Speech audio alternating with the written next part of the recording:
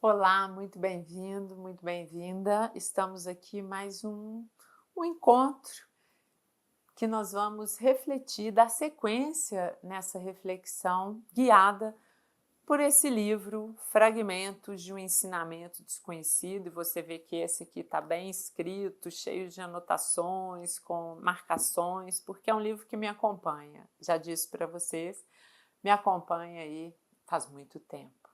Provavelmente desde 1996, quando eu entro aí no caminho de Gurdjieff, na escola de Gurdjieff. Ele tem aí alguns grupos ao redor do mundo. É um conhecimento muito profundo e muito sólido para nos apoiar no autoconhecimento, no caminho de trabalho interior, de trabalho sobre si mesmo, sobre o seu ego. E aqui eu vou dar sequência em mais um fragmento desse livro, dessa série, que vou aqui ler alguns fragmentos de alguns livros, começando com esse, que seja um recurso que a gente tem para compreender quem sou eu no mundo, qual é o meu lugar, como eu posso ser de fato livre nessa vida, que às vezes parece ser uma prisão, não? Às vezes eu escuto isso, para que viver, né? E aí, refletindo sobre isso, né, como as pessoas muitas vezes chegam assim, com tanta ansiedade, talvez a ansiedade seja a emoção do século, né? Com tanta, como viver essa vida que é tanta coisa ao mesmo tempo. Eu acho que esse desespero às vezes vem dessa, como lidar com tanta intensidade que é a vida.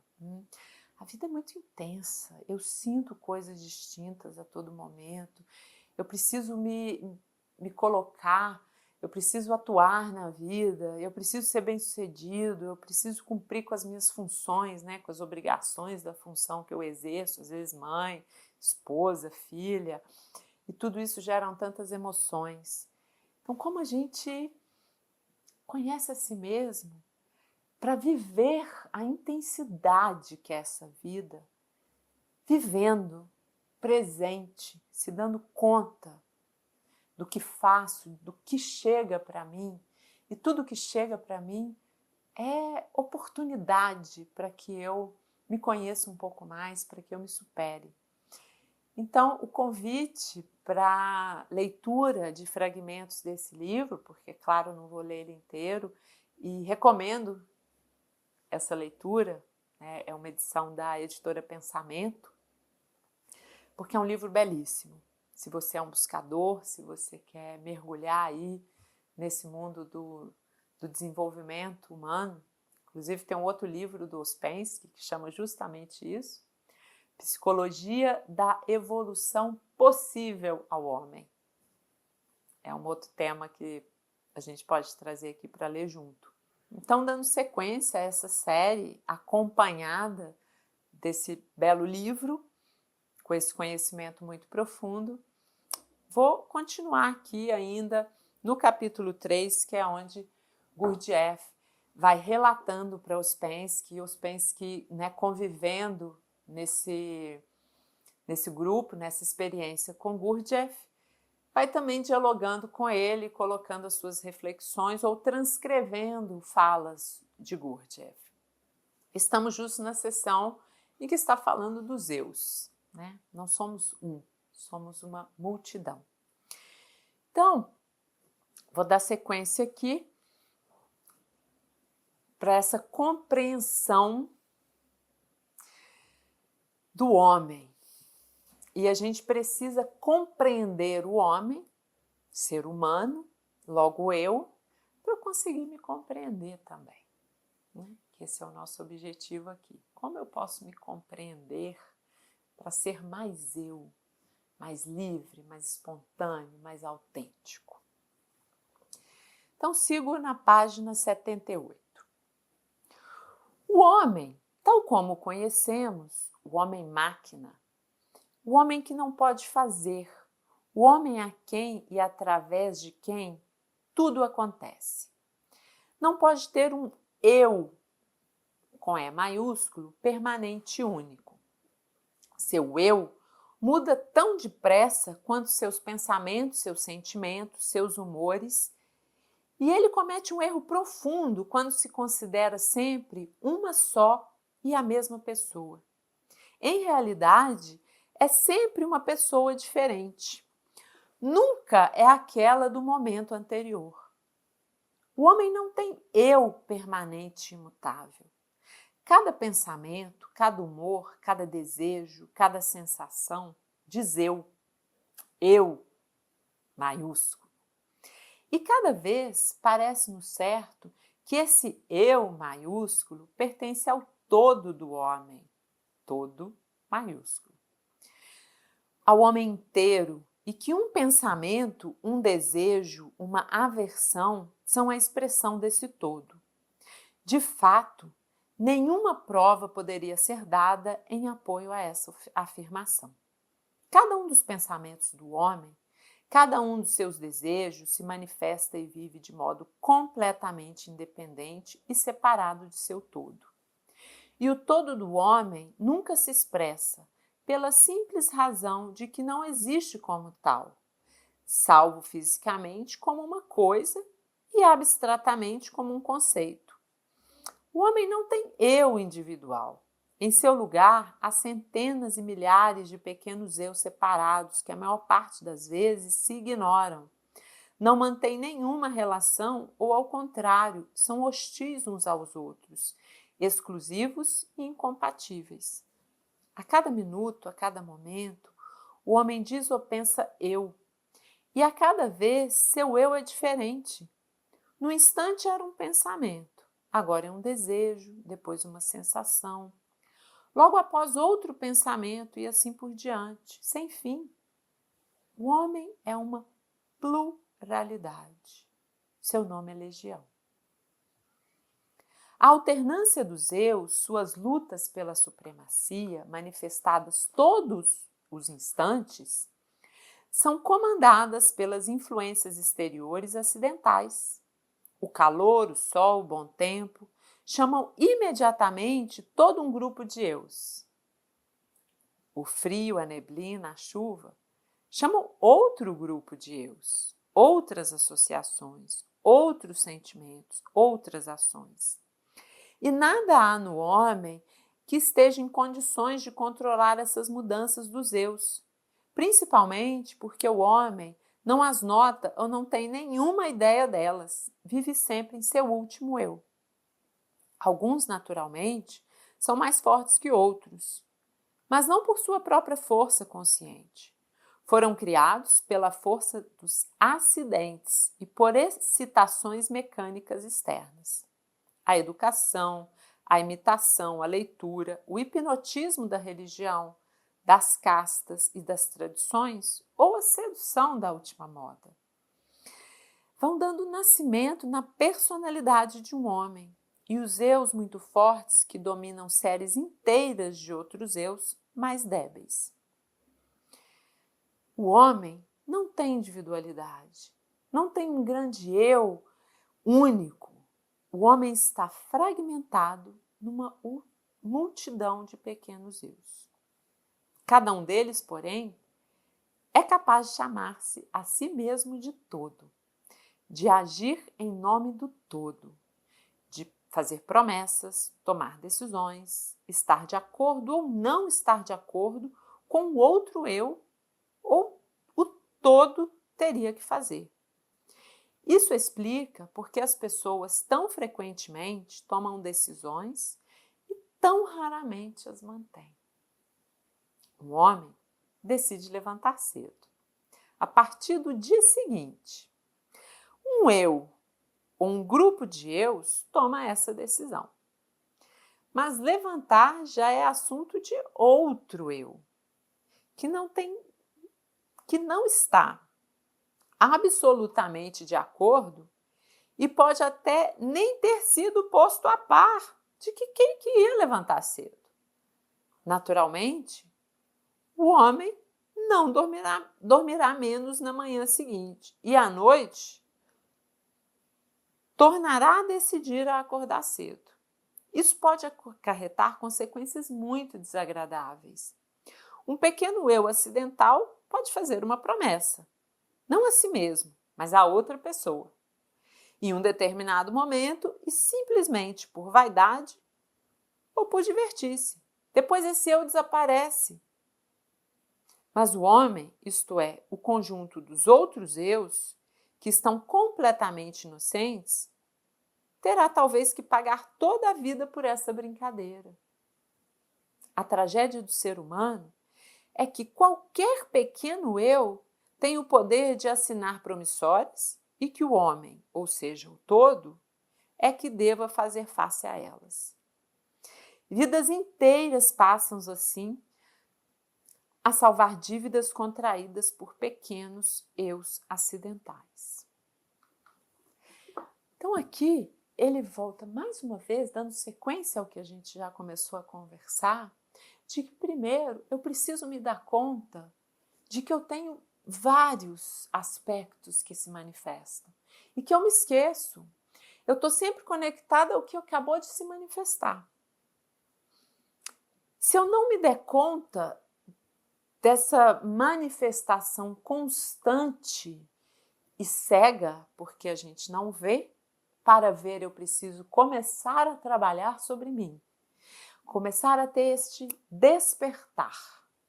Um despertar que, eu preciso ver como eu me movimento na vida, como eu sou em cada contexto.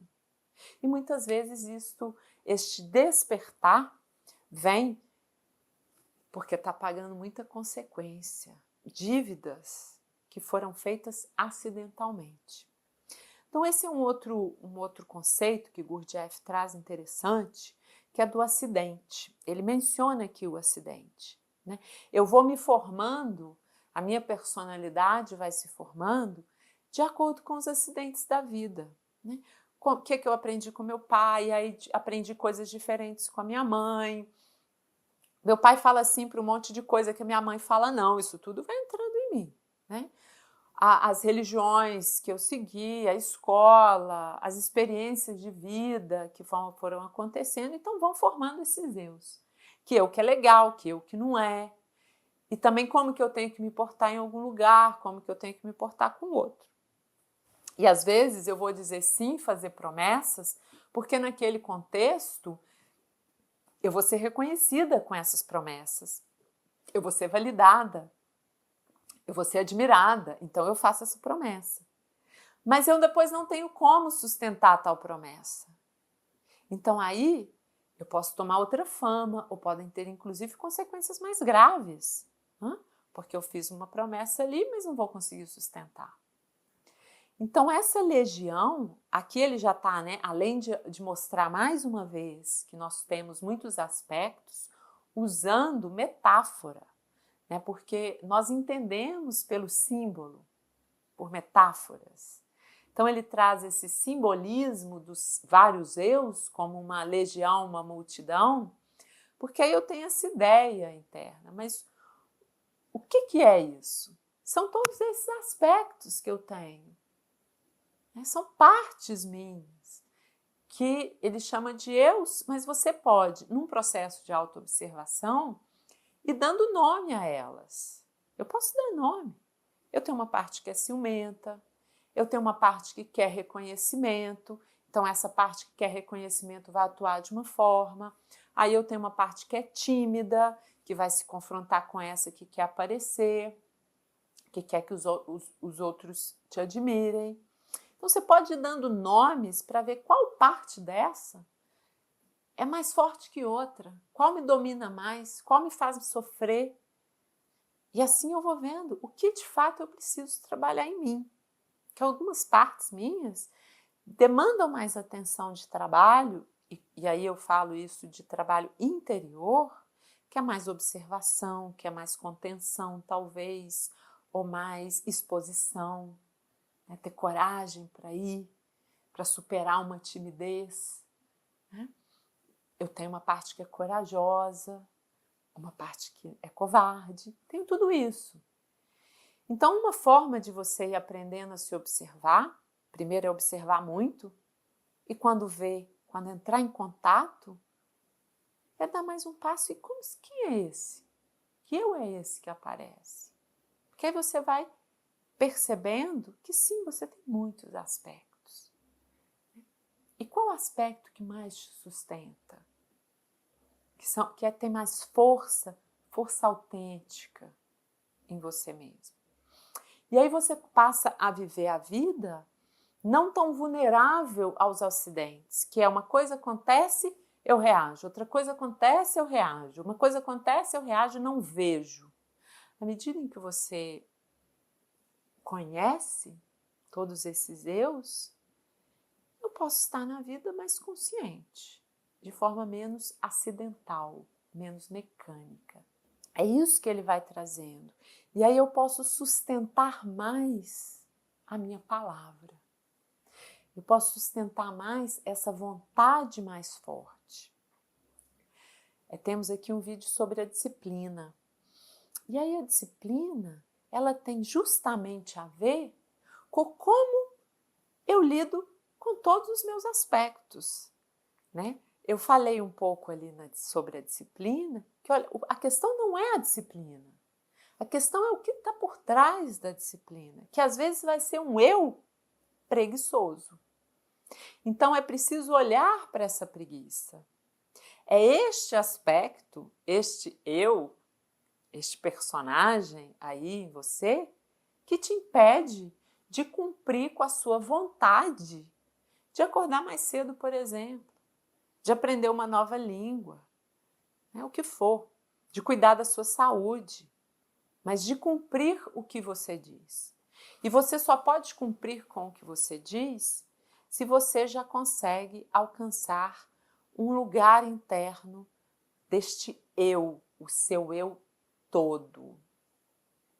E aí eu me recordo aqui também da parábola da carruagem, que temos um vídeo aqui que eu contei essa história, e que também aqui no Fragmentos, Ouspensky traz essa parábola. Então, se você tem interesse, volta lá, que é uma visão simbólica de tudo isso que a gente está falando aqui, para demonstrar que, olha, eu preciso ter uma parte minha que é um eu, o amo, que direciona ou ordena esses pequenos eus, porque esses pequenos eus são os aspectos do ego e é muito vulnerável. É vulnerável à opinião do outro, é vulnerável ao reconhecimento, ao desejo daquele instante. E se há somente um desejo no instante, não se sustenta. E se não pode se sustentar, fica extremamente vulnerável aos acidentes. Então, é um fragmento muito bonito, muito profundo, né? Muito profundo porque vai chegando nesse lugar em que uma parte minha precisa ser mais responsável. É eu acessar esta parte em mim que se responsabiliza por si mesmo, se responsabiliza pelo seu trabalho interior, de ver esses eus, de conhecê-los, de cuidar deles no sentido de dar espaço quando necessário, mas sabendo. E assim você agir menos automático e mais presente para viver a vida com toda a sua intensidade. E aí te convido também, se tem reflexões, dúvidas, questões, comentários, que você possa escrever aqui nesse canal no YouTube. A gente tem aí essa parte dos comentários, e aí a gente pode ter trocas e vou ficar muito contente de poder compartilhar com você reflexões ou desafios em si mesmo para se conhecer, para fazer o seu trabalho interior e encontrar a sua liberdade autêntica, madura, de ser você mesmo, com T maiúsculo. Te vejo no próximo vídeo.